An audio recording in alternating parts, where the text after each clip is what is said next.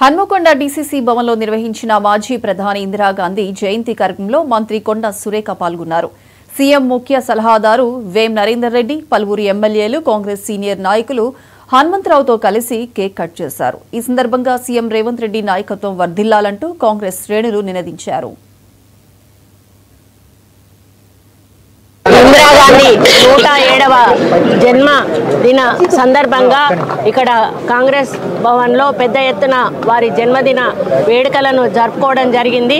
ఈరోజే మా ముఖ్యమంత్రి రేవంత్ రెడ్డి గారు కూడా వరంగల్కు వరాల జల్లు కురిపించి మహిళా శక్తి పేరిట ఇక్కడ ఒక కార్యక్రమాన్ని పెట్టి ఆర్ట్స్ అండ్ సైన్స్ కాలేజ్ గ్రౌండ్లో కోట్లాది రూపాయలతోటి మరి శంకుస్థాపనలు, ప్రారంభోత్సవాలు కూడా చేయబోతా ఉన్నారు.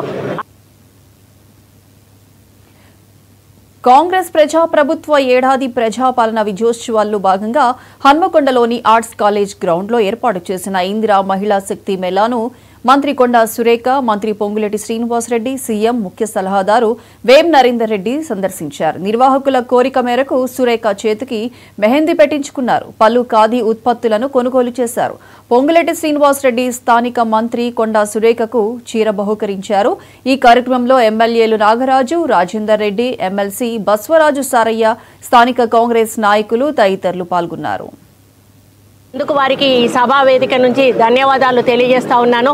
మరి ఇందిరాగాంధీ గారి గురించి చెప్పాలంటే ఆమె ఒక ఉక్కు మహిళగా పేరు పొంది ఆమె యొక్క పరిపాలన అంతా కూడా నిరుపేదలు, బడుగు బలహీన వర్గాలు, ఎస్సీ ఎస్టీ మైనారిటీలు వీళ్ళ అభివృద్ధి కోసం ఆమె శ్రమించింది, ఆమె కష్టపడ్డది.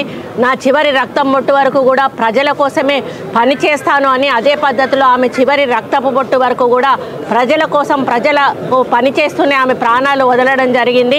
ఆ రోజు ల్యాండ్ సీలింగ్ చట్టాన్ని తీసుకొచ్చి నిరుపేదలకు ఎకరాల భూములను పంచినటువంటి ఘనత మన ఇందిరాగాంధీ గారిది. అదేవిధంగా మరి బ్యాంకులను జాతీయం చేయడం ద్వారా మరి రైతులకు రుణాలు ఇవ్వడం కూడా చేపట్టడం జరిగింది. ఆ రోజు రాజభరణ